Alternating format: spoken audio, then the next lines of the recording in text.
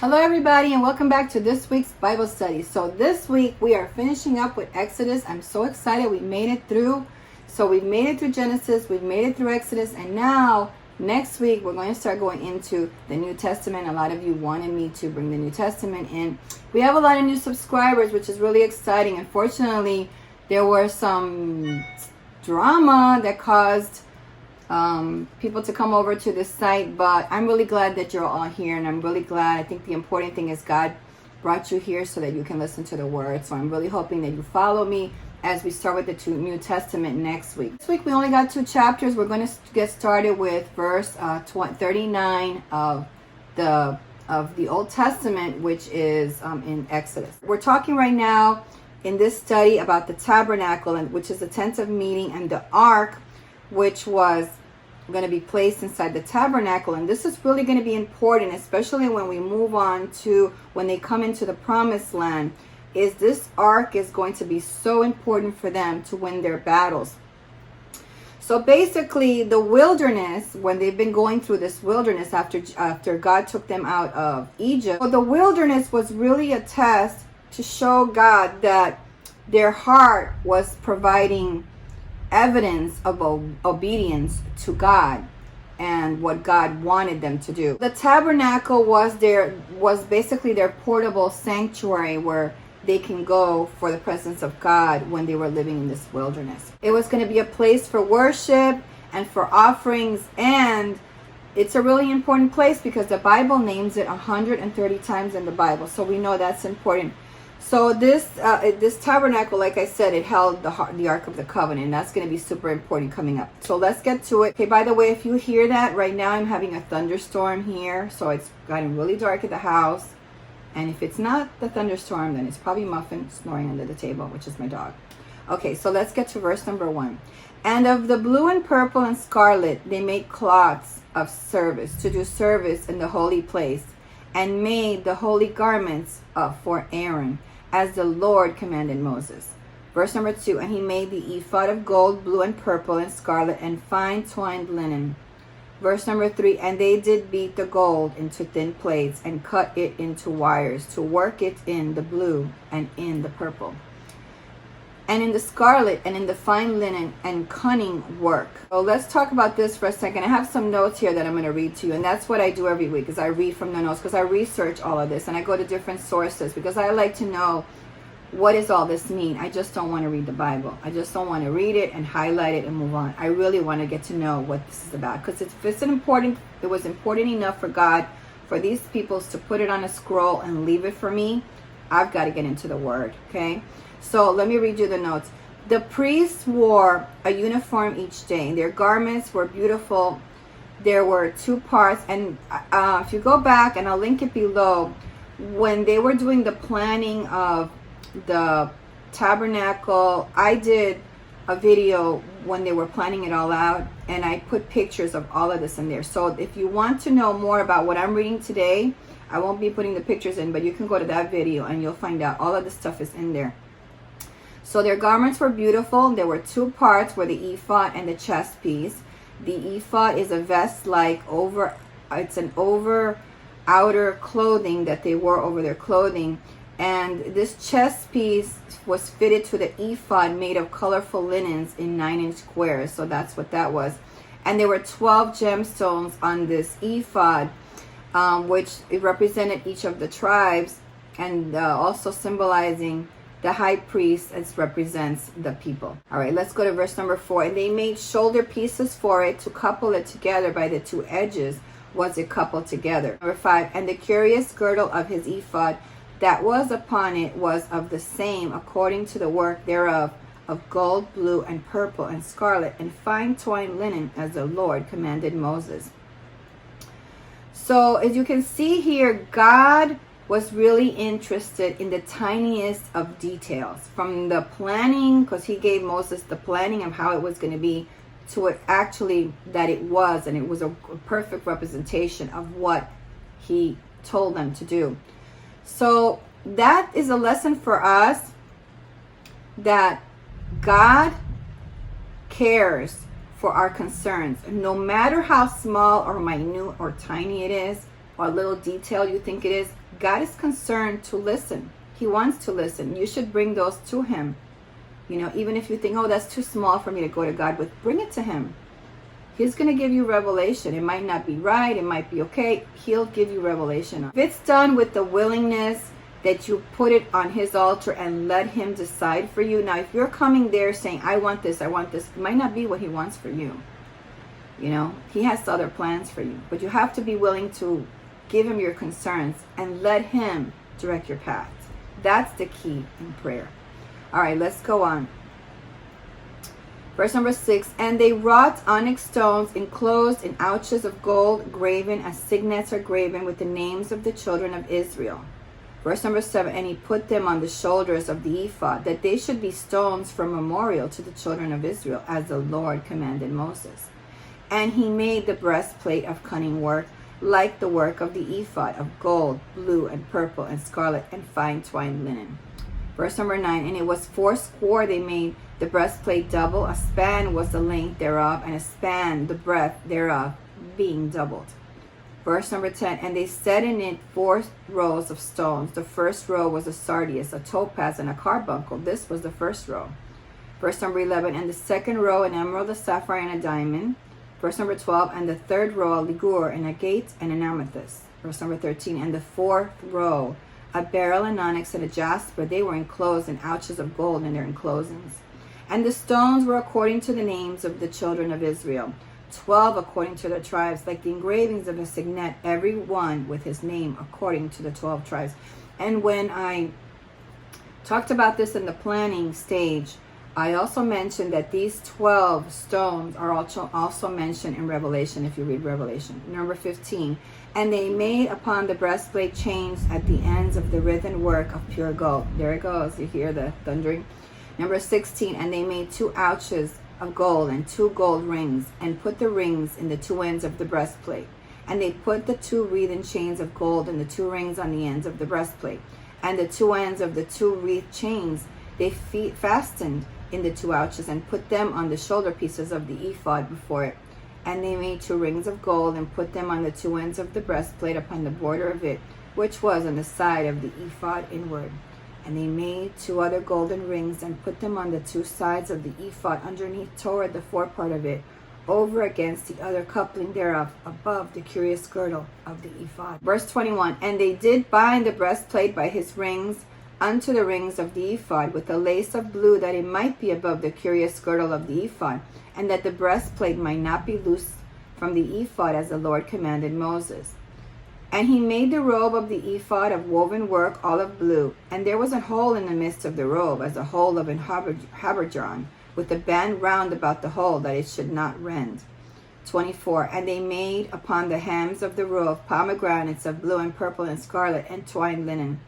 25, and they made bells of pure gold, and put the bells between the pomegranates upon the hem of the robe, round about between the pomegranates.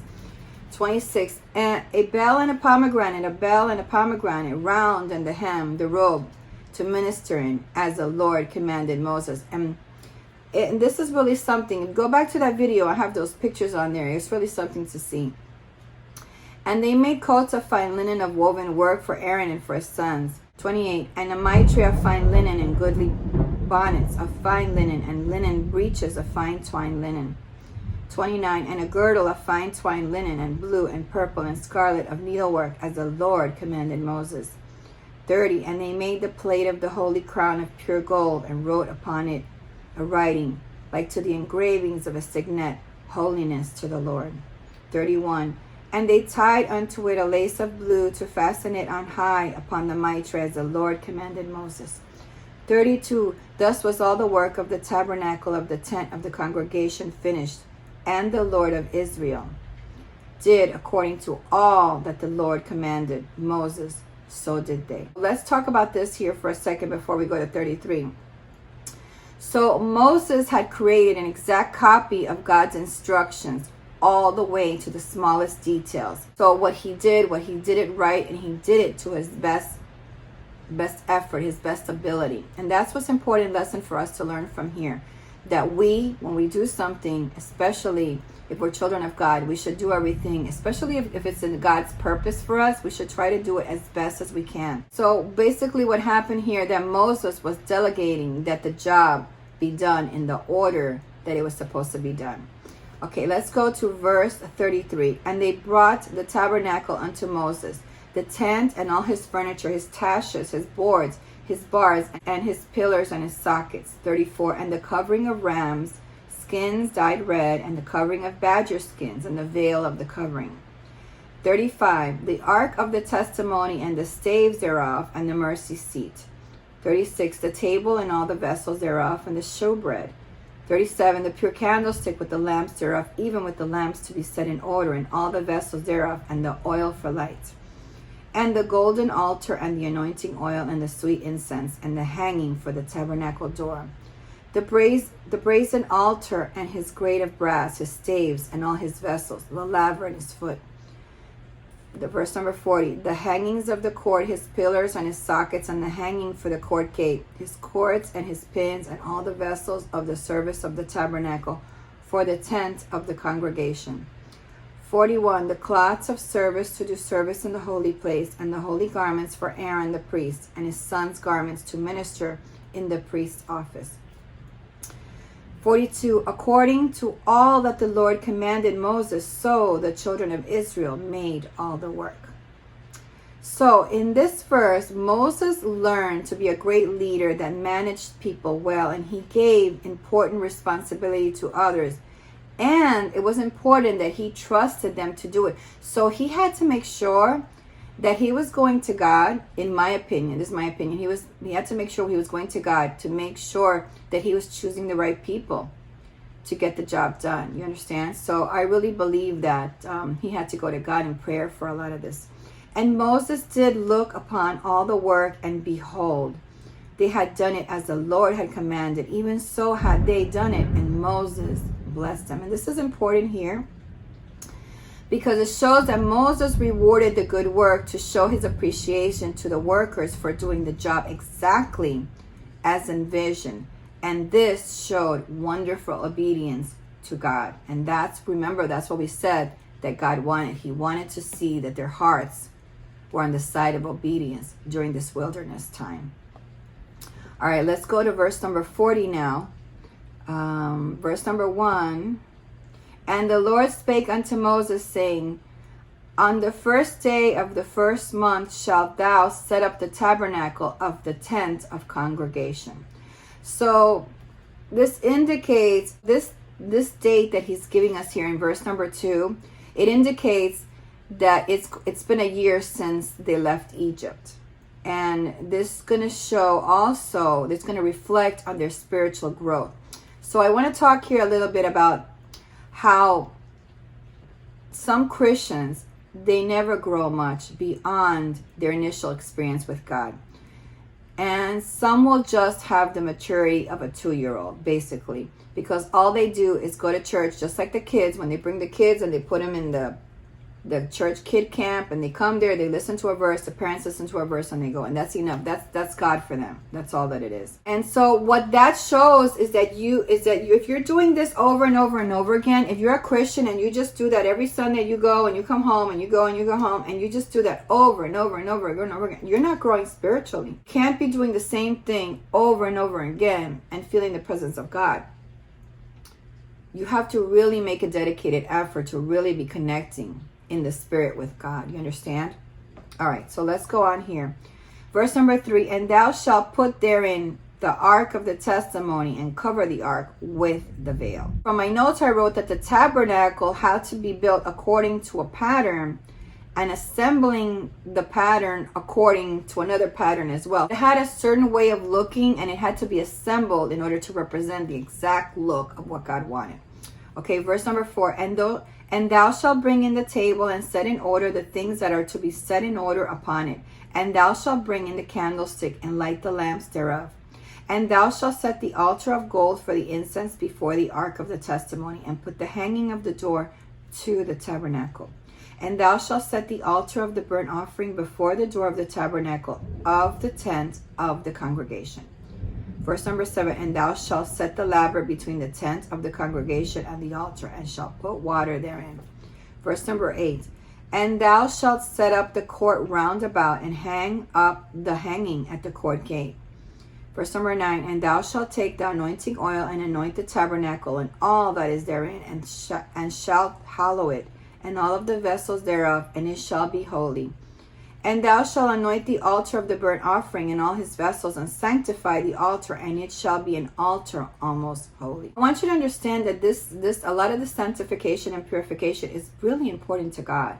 And as you go further in, I'm in Joshua now, and I can see so many times how important it is to purify things, because it shows that you are putting it unto the Lord, that you weren't doing it from your ways. You are actually purifying, because it has to be something that's put before the Lord. Let's go on. Verse number 11, and thou shalt anoint the laver and his foot, and sanctify it. Verse number 12, and thou shalt bring Aaron and his sons unto the door of the tabernacle of the congregation, and wash them with water. 13, and that includes the people too. He wanted the people to be clean when they were presented to him. Verse number 13, and thou shalt put upon Aaron the holy garments, and anoint him, and sanctify him, that he may minister unto me in the priest's office. Verse number 14, and thou shalt bring his sons, and clothe them with coats. 15, and thou shalt anoint them, as thou didst anoint their father, that they may minister unto me in the priest's office, for their anointing shall surely be an everlasting priesthood throughout their generations. Verse number 16, thus did Moses according to all that the Lord commanded him, so did he. So from my notes I wrote that the description of this dedication ceremony for the priest will be found in Leviticus 8. I think it's verse 8, verse 9. I'm pretty sure about that. Or it could be I wrote some notes here, but I'm not sure if it's 8 and 9. Oh, I think it is. Leviticus 8 and Leviticus 9 is going to be an explanation of this dedication ceremony. We're not going to read it today, but you can go ahead if you want to jump ahead and read it there. I probably won't be, when we go to Leviticus coming up, I probably will be skipping that. I'll look through it, but I'm pretty sure I'm going to be skipping that, because that's not really something that we need to be reading for our time. I really want to make sure that we're reading things that really brings us spiritually close to God, because there are some things that we have to know. You understand? Wow, that was a sharp one. Okay, number 17, and it came to pass in the first month, in the second year, on the first day of the month, that the tabernacle was reared up. Or maybe God does want me to read all of Leviticus. I don't know. All right, verse number 18. And Moses reared up the tabernacle, and fastened his sockets, and set up the boards thereof, and put in the bars thereof, and reared up his pillars. Verse number 19. And he spread abroad the tent over the tabernacle, and put the covering of the tent above upon it, as the Lord commanded Moses. Verse number 20. And he took and put the testimony into the ark, and set the staves on the ark, and put the mercy seat above upon the ark. Verse 21, and he brought the ark into the tabernacle, and set up the veil of the covering, and covered the ark of the testimony, as the Lord commanded Moses. Verse 22, and he put the table in the tent of the congregation upon the side of the tabernacle northward, without the veil. 23, and he set the bread in order upon it before the Lord, as the Lord had commanded Moses. And he put the candlestick in the tent of the congregation over against the table on the side of the tabernacle southward. Verse 25, and he lighted the lamps before the Lord, as the Lord commanded Moses. Verse 26, and he put the golden altar in the tent of the congregation before the veil, and he burned sweet incense thereon, as the Lord commanded Moses. And he set up the hanging at the door of the tabernacle. And he put the altar of burnt offering by the door of the tabernacle of the tent of the congregation, and offered upon it the burnt offering and the meat offering, as the Lord commanded Moses. Verse number 30, and he set the laver between the tent of the congregation and the altar, and put water there to wash withal. Verse 31, and Moses and Aaron and his sons washed their hands and their feet thereat. 32, when they went into the tent of the congregation, and when they came near unto the altar, they washed as the Lord commanded Moses. So for my notes, I wrote that they were not allowed to perform their duties without a ritual cleansing, indicating that God wanted the service from pure hands and pure hearts. And that was the reason why they had to wash 33, and he reared up the court round about the tabernacle and the altar and set up the hanging of the court gate. So Moses finished the work. So from my notes, I wrote that when the tabernacle was finally assembled, it was an earthly model of a heavenly reality, and that you could see elements of the tabernacle, the arrangements in the Bible's description of heaven is some of the things that are referred to, like in Revelation 41:6. The Ark of the Covenant represents the throne of God and the lampstand and the laver, all corresponding to a heavenly reality. That's from Revelation 41:6. Okay, so let's go to 34 here. Oops, missed my spot here. Then a cloud covered the tent of the congregation, and the glory of the Lord filled the tabernacle. And Moses was not able to enter in the tent of the congregation because the cloud abode thereon, and the glory of the Lord filled the tabernacle. So let's talk about this for a second. The tabernacle was God's home on earth, and he filled it with glory and with his presence. And God was pleased, so much so with the obedience of Israel, because they proved that they really do believe in him and that they love him. That's why it was so perfectly done. So more information on this. So Solomon was the one who eventually built the temple, which is to replace the tabernacle as a central place of worship. So when Israel turned from God later on, his presence and glory departed. It was later destroyed by the armies of invaders and rebuilt in 515 BC. So this remarkable display of glory wasn't earned because of their obedience, but it was because their obedience welcomed it. All right, so this is showing us that despite the golden calf incident, if you remember that, God's presence with Israel is going to end with the fulfillment of the promise that Yahweh is among the people. So eventually God's promise is going to come to pass. Remember, God wanted them dead. You remember that incident with the golden calf? But it was Moses that interceded for the people, and that's why where we are today, that we have Jesus. So basically, without the glory of God, without his presence, that would have just been another tent, is what that is. 36. And when the cloud was taken up from over the tabernacle, the children of Israel went onward in all their journeys. But if the cloud were not taken up, then they journeyed not till the day that it was taken up. 38. For the cloud of the Lord was upon the tabernacle by day, and fire was on it by night in the sight of all the house of Israel throughout all their journeys. And this is the end of Exodus. It's a story where the Israelites, they started as slaves to sin, and they were redeemed by God. So if you're going to remember the story, you're going to remember that from them, and remember also obedience. For me, sometimes when I read in the Bible, I like to put a word to it. So when I read Genesis, to me it was about faith, because what stood out to me the most about Genesis is the faith of Abraham and how everything moved forward from there. And of course, you have to have faith in the creation, right?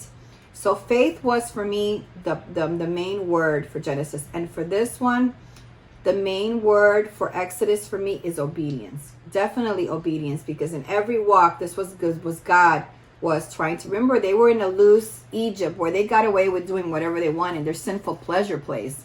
Now God had to bring them in, and he had to really get them to leave their sins behind and really obey him. And they've done a wonderful job so far to the end of the story.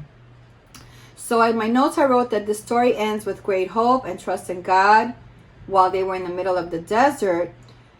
And remember, they had a lot of enemies around them, and they were coming to the promised land. So they knew that they were weak, and they were also liable to sin. And they could also be liable to rebellion with God. And we saw that when they disobeyed God with the golden calf. Despite all of this, God was with them. And that gave them faith. And confidence that this God loved them and redeemed them, basically. To me, the vision of Moses interceding is kind of like Jesus intercedes for us. So that's what you have to bring from this whole story, how they're not perfect. They were sinners, and we are too. You understand? Jesus does that for us. The same thing that Moses did. He intercedes for us. I want you to really be careful when you walk with God. And I have to say this, because in my walk with God as a born again, I I've been on YouTube since 2015, and I've had a different walk over on my other channel and a different walk here. But even in the 1 year, I've seen my spiritual growth grow more. I feel a little bit more confident in reading the Word because I'm understanding more, and I'm really understanding the way of God. And I feel confident enough that even if I don't know something in the Bible, that somebody, because I have a lot of these Pharisees, you know, they see me preaching. I'm not a theologian. I don't know anything about it, but guess what? I do my research because I have God in my heart. I want to know God. I love God. I want to know His Word. And I promise to walk in His ways, and to walk in His ways, I have to know the Word. So I study it and I bring you along with it, right? But there are people out there that instead of, being happy for you that you're walking, they want to put you down. They want to feel like they're more than, maybe because they're doing it for a job or a title. They went to school for God. I'm not doing it for that. I don't even get monetized on this channel. But I love God so much, and I want you to know that you have to be careful with these type of religious people.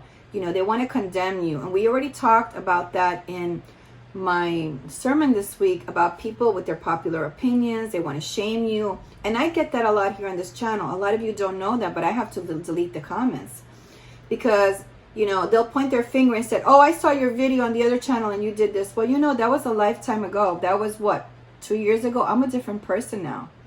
And I've had to release a lot of people in my life because they don't believe in my walk. They don't like the way that I walk. They think that, that I'm judgmental. I'm not judgmental. My role in all of this is to read the Word of God. If I believe the Word of God, I grieve for you if you're a sinner.